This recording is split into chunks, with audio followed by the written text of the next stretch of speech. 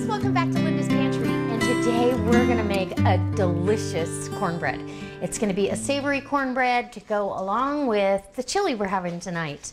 It's a good fall blustery meal, and so here are my ingredients. First ingredient you're gonna need is a cast iron skillet, and this is my go-to skillet for eggs and bacon and all that. I've fried off 6 pieces of bacon, so the fat that it's rendered is in this pan.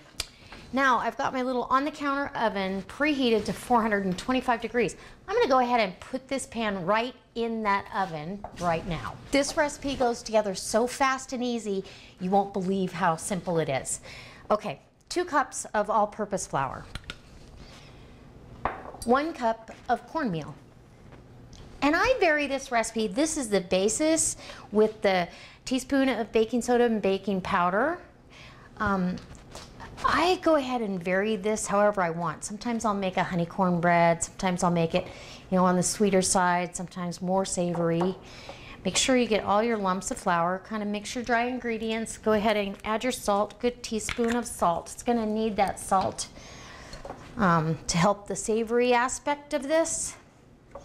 And this is fantastic. Okay, now we've got our dry ingredients mixed.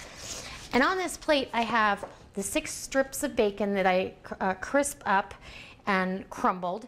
I've got 1 small ear of corn. I just went out and picked it, cleaned it, came in and took the kernels off the ear. 1 small red bell pepper out of my garden. In fact, this is the last little cheek off the pepper, so you can see how small that pepper was, but they're delicious. 1 jalapeno diced and seeded, and a cup of sharp cheddar cheese. We're gonna go ahead and add that in to the mix. I'm gonna hold off on the cheese until I get my buttermilk in. And eggs. 2 fresh eggs. Go right in. Fresh from the girls this morning. Thanks, girls. Simple, simple. And you don't need to whisk the eggs first. They're gonna get mixed up in this. And then you're gonna need some buttermilk. And I've got, we're gonna do it until I get the batter I want. And it really is like a batter. Like a thick cake batter almost. Usually about a cup and a half of buttermilk. And that also depends on the humidity in the air, how much your cornbread is gonna absorb. And this cornbread, woo, this cornbread's really pretty. Okay, I don't know my own strengths. But I do know how to make a mess. I think it's this spatula. The handle's awkward. We're almost there.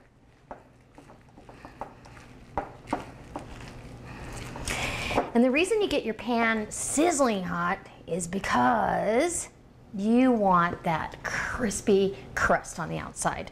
All right, I'm gonna grab some more buttermilk and I'll be right back. All right, so now that all our buttermilk is in, and it took quite a bit, and this is the consistency you want, okay? Honestly and truly, if you've got this kind of a batter, you're gonna have a beautiful cornbread. So it took about 2 cups, to be real honest. Okay, now we're gonna get our shredded cheddar cheese. And I shred my own, and this is sharp cheddar. We're gonna get that in there. And our pan should just about be hot enough. Now, if you weren't using the rendered bacon grease, let's say you didn't put the bacon in, you would preheat your pan first and then put your butter or whatever kind of fat you're going to use, whether it be chicken fat or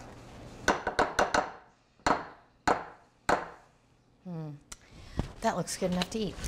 So guys, because I think I want a little bit more kick and a little more color pop to this, I'm going to add some red pepper flakes, because the jalapeno, I did taste it, it was not that hot. We want a little bite, so we're going to say half a teaspoon. You choose how much you put in there. And oh yeah, now it looks really pretty. Looks very southwestern, if you will. Okay. Okay, so here's our hot pan, and you want to make sure that that bacon fat is really nice and hot, and that when you put this down in your pan, it's sizzling just like it is. Hear that sizzle? Ugh.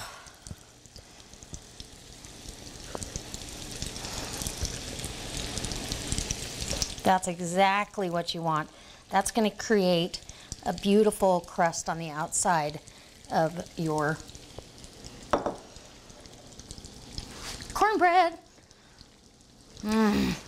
So into a 425-degree oven this goes until I can pierce this with a toothpick or bamboo skewer and have it come out clean. So our cornbread has cooled down enough that I can actually cut into it.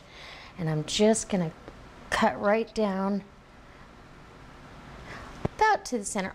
I'm taking a very small piece here, so I guarantee you my husband is gonna take this cornbread and it'll be gone in no time. Get your piece out. Okay. Oh, look how pretty. Isn't that pretty? I kind of missed part of my corner here, but that's because it's so tiny. So, ooh, it's still hot. All right, guys. Oh my gosh, I'm so excited. I'm gonna move that out of the way. Bring my piece of cornbread, which is kind of falling apart on me. If you did a wider slice, you're not gonna have that problem. But open that up, grab some butter, and I've got some butter over here. Oh yes. And let's see what we got. Want to? A little piece of bacon. Look how pretty that is. It's really moist.